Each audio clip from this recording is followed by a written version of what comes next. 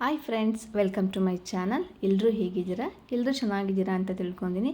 ಹಾಗೆ ಫ್ರೆಂಡ್ಸ್, ಎಲ್ರಿಗೂ ಕೂಡ ವಿಡಿಯೋ ಸ್ಟಾರ್ಟ್ ಮಾಡೋಕ್ಕಿಂತ ಮುಂಚೆ ಎಲ್ರಿಗೂ ಕೂಡ ಹೊಸ ವರ್ಷದ ಹಾರ್ದಿಕ ಶುಭಾಶಯಗಳು. ಈ ಹೊಸ ವರ್ಷ ಎಲ್ಲರ ಜೀವನದಲ್ಲೂ ಕೂಡ ಒಳ್ಳೆ ಆರೋಗ್ಯ, ಒಳ್ಳೆ ನೆಮ್ಮದಿ, ಒಳ್ಳೆ ಐಶ್ವರ್ಯ ಕೊಡಲಿ ಅಂತ ಕೇಳ್ಕೊಳ್ತಾ ಇದ್ದೀನಿ. ಹಾಗಾದರೆ ಬನ್ನಿ ಫ್ರೆಂಡ್ಸ್, ಹೊಸ ವರ್ಷಕ್ಕೆ ಮಕ್ಕಳೆಲ್ಲ ಏನಾದರೂ ಸ್ವೀಟ್ ಮಾಡಮ್ಮ ಅಂತ ಹೇಳ್ತಾ ಇದ್ರು. ಸೊ ನಾನು ಮಕ್ಕಳಿಗೆ ಇಷ್ಟ ಆಗುವಂಥ ಕ್ಯಾರೆಟ್ ಹಲ್ವಾನ ಮಾಡಿದ್ದೀನಿ.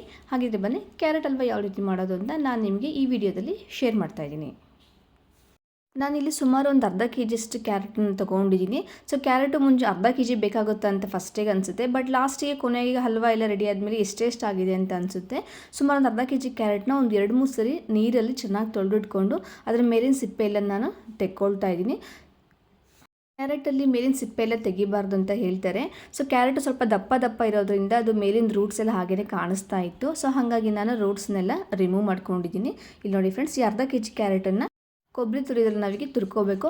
ಕೆಲವರೆಲ್ಲರೂ ಕೂಡ ಈ ಕ್ಯಾರೆಟನ್ನು ಹೆಚ್ಚಿಬಿಟ್ಟು ಕೂಡ ಮಾಡ್ತಾರೆ. ಸೊ ನಾನು ಯಾವಾಗಲೂ ಕ್ಯಾರೆಟನ್ನು ಹೀಗೆ ತುರಿದ್ಬಿಟ್ಟೇ ಮಾಡೋದು. ಕ್ಯಾರೆಟನ್ನು ಈ ರೀತಿ ತುರಿದು ಮಾಡಿದೆ ಕ್ಯಾರೆಟ್ ಹಲ್ವಾ ತುಂಬಾ ಚೆನ್ನಾಗಿ ಬರುತ್ತೆ.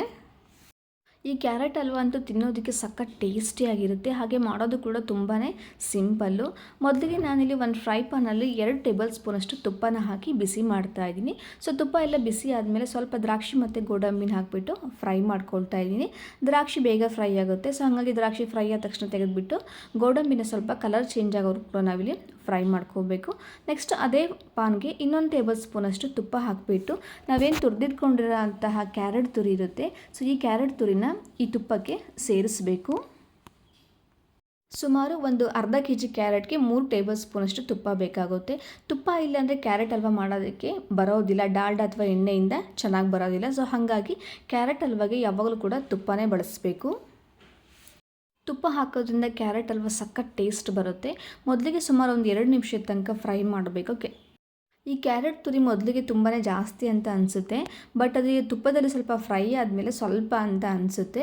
ನೆಕ್ಸ್ಟ್ ನಾವಿಲ್ಲಿ ಇದಕ್ಕೆ ಒಂದು 250 ml ಅಷ್ಟು ಹಾಲನ್ನು ಹಾಕಬೇಕು. ಯಾಕಪ್ಪ ಅಂದರೆ ಅರ್ಧ ಕೆ ಜಿ ಕ್ಯಾರೆಟ್ಗೆ 250 ml ಹಾಲು ಬೇಕಾಗುತ್ತೆ. ಸೊ ಹಾಲನ್ನು ಯಾವಾಗಲೂ ಗಟ್ಟಿ ಹಾಲನ್ನೇ ಬಳಸಿದ್ರೆ ಚೆನ್ನಾಗಿ ಬರುತ್ತೆ. ಸೊ ಏನು ಕ್ಯಾರೆಟ್ ಮುಳುಗೋಷ್ಟು ಹಾಲು ಹಾಕಿದರೆ ಸಾಕಾಗುತ್ತೆ. ನೆಕ್ಸ್ಟ್ ನಾವು ಇದನ್ನು ಒಂದು 10 ನಿಮಿಷ ಕುದಿಯೋದಕ್ಕೆ ಬಿಡಬೇಕು. ಕ್ಯಾರೆಟ್ ತುರಿ ನಮಗೆ ತುಪ್ಪದಲ್ಲಿ ಸ್ವಲ್ಪ ಫ್ರೈ ಆಗಿದೆ ಅಂತ ಅನಿಸಿದ ಮೇಲೆ ನಾವು ಹಾಲನ್ನು ಹಾಕಬೇಕು. ನೆಕ್ಸ್ಟ್ ಅಷ್ಟರಲ್ಲಿ ನಾನು ಒಂದು 4 ಏಲಕ್ಕಿನ ತೊಗೊಂಡಿದ್ದೀನಿ. ಸೊ ಇದನ್ನು ಪುಡಿ ಮಾಡ್ಕೊಳ್ತೀನಿ ಅದು ಬೇಯೋಷ್ಟರೊಳಗಡೆ. ಇಲ್ಲಿ ನೋಡಿ ಫ್ರೆಂಡ್ಸ್, ಈಗಾಗಲೇ ಆಲ್ರೆಡಿ ಕ್ಯಾರೆಟ್ ಕೂಡ ಒಂದು 70% ಬೆಂದಿದೆ ಅಂತ ಅನ್ನಿಸ್ತಾ ಇದೆ. ನೆಕ್ಸ್ಟ್ ಇದಕ್ಕೆ ನಾವು ಪುಡಿ ಮಾಡಿ ಇಟ್ಕೊಂಡಿರೋಂಥ ಏಲಕ್ಕಿನ ಕೂಡ ಸೇರಿಸ್ತಾ ಇದ್ದೀನಿ. ಸೊ ಏಲಕ್ಕಿನ ಫಸ್ಟಿಗೆ ಸೇರಿಸಿದ್ರೆ ಫ್ಲೇವರ್ ತುಂಬಾ ಚೆನ್ನಾಗಿ ಬರುತ್ತೆ. ಕೆಲವರೆಲ್ಲ ಲಾಸ್ಟಿಗೂ ಕೂಡ ಸೇರಿಸ್ತಾರೆ, ಬಟ್ ಹಾಗೆ ಮಾಡಬೇಡಿ, ಫಸ್ಟಿಗೆ ಸೇರಿಸಬೇಕು. ನೆಕ್ಸ್ಟ್ ಇದಕ್ಕೆ ನಾನು ಅದೇ ಕಪ್ಪಲ್ಲಿ ಒಂದು 3/4 ಕಪ್ಪಷ್ಟು ಸಕ್ಕರೆನೂ ಕೂಡ ಸೇರಿಸ್ತಾ ಇದ್ದೀನಿ. ಇಲ್ಲಿ ನೋಡಿ ಫ್ರೆಂಡ್ಸ್, ಮೆಜರ್ಮೆಂಟ್ ತುಂಬ ಪರ್ಫೆಕ್ಟಾಗಿದೆ. ಯಾಕಪ್ಪ ಅಂದರೆ ಅರ್ಧ ಕೆ ಜಿ ಕ್ಯಾರೆಟ್ಗೆ ನಾನಿಲ್ಲಿ 1 ಕಪ್ಪು 250 ml ಅಷ್ಟು ಹಾಲು ತೊಗೊಂಡಿದ್ದೀನಿ. ಅದೇ ಕಪ್ಪಲ್ಲಿ ನಾನು 3/4 ಕಪ್ಪಷ್ಟು ಸಕ್ಕರೆ ತೊಗೊಂಡಿದ್ದೀನಿ. ಇಷ್ಟು ಮೆಜರ್ಮೆಂಟು ಅರ್ಧ ಕೆ ಜಿ ಕ್ಯಾರೆಟ್ ಹಲ್ವಾಗೆ ತುಂಬಾ ಪರ್ಫೆಕ್ಟಾಗಿರುತ್ತೆ. ಸ್ವೀಟನ್ನು ಜಾಸ್ತಿ ಬಳಸೋರು ಕೂಡ ಅಷ್ಟೇ ಸಕ್ಕರೆ ಸಾಕಾಗುತ್ತೆ. ಯಾಕಪ್ಪ ಅಂದರೆ ಕ್ಯಾರೆಟ್ ಹಲ್ವಾಗೆ ತುಂಬ ಸಕ್ಕರೆ ಜಾಸ್ತಿ ಆಗಿಬಿಟ್ರೆ ತಿನ್ನೋದಕ್ಕೆ ಆಗಲ್ಲ, ಒಂಥರ ಮದ ಅಂತ ಅನಿಸುತ್ತೆ. ಸೊ ಹಾಗಾಗಿ 3/4 ಕಪ್ಪು ಸಾಕಾಗುತ್ತೆ.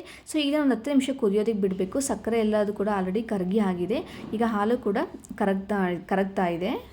ಸಕ್ಕರೆ ಮತ್ತು ಹಾಲು ಎಲ್ಲದೂ ಕೂಡ ಕಂಪ್ಲೀಟಾಗಿ ಡ್ರೈ ಆಗ್ತಾ ಇದೆ. ಇಲ್ಲಿ ನೋಡಿ ಫ್ರೆಂಡ್ಸ್, ಈ ರೀತಿಯಾಗಿ ನಾವು ಮಾಡ್ಕೋಬೇಕು. ಕ್ಯಾರೆಟ್ ಎಲ್ಲ ಸಖತ್ ಸಾಫ್ಟಾಗಿ ಬೆಂದಿದೆ. ಸೊ ಇವಾಗ ನಾನು ಲಾಸ್ಟಲ್ಲಿ ಮುಂಚೆನೇ ತುಪ್ಪದಲ್ಲಿ ಕರೆದಿಟ್ಕೊಂಡಿರೋ ಅಂತಹ ದ್ರಾಕ್ಷಿ ಮತ್ತು ಗೋಡಂಬಿನ ಸೇರಿಸ್ತಾ ಇದ್ದೀನಿ. ದ್ರಾಕ್ಷಿ ಮತ್ತು ಗೋಡಂಬಿನ ಈ ಕ್ಯಾರೆಟ್ ಹಲ್ವಾ ಜೊತೆ ಚೆನ್ನಾಗಿ ಮಿಕ್ಸ್ ಮಾಡಬೇಕು. ಸೊ ಮಿಕ್ಸ್ ಎಲ್ಲ ಆದಮೇಲೆ ನಾವು ಗ್ಯಾಸ್ ಫ್ಲೇಮ್ನ ಆಫ್ ಮಾಡಿದರೆ ಕ್ಯಾರೆಟ್ ಹಲ್ವಾ ರೆಡಿ. ನಾವು ನಮ್ಮ ಮನೆಯಲ್ಲಿ ಹೊಸ ವರ್ಷಕ್ಕೆ ಅಂತ ಕ್ಯಾರೆಟ್ ಹಲ್ವಾ ಮಾಡಿದ್ವಿ. ನೀವು ನಿಮ್ಮ ಮನೆಯಲ್ಲಿ ಹೊಸ ವರ್ಷಕ್ಕೆ ಏನು ಮಾಡಿದ್ರಿ ಅಂತ ನನಗೆ ಕಮೆಂಟ್ ಮೂಲಕ ತಿಳಿಸಿ. ಹಾಗೆಯೇ ಫ್ರೆಂಡ್ಸ್, ನಿಮಗೆ ಈ ವಿಡಿಯೋ ಇಷ್ಟ ಆದರೆ ಪ್ಲೀಸ್ ಲೈಕ್ ಮಾಡಿ, ಕಮೆಂಟ್ ಮಾಡಿ, ಹಾಗೆ ಸಬ್ಸ್ಕ್ರೈಬ್ ಮಾಡೋದನ್ನು ಮರಿಬೇಡಿ. ಧನ್ಯವಾದಗಳು.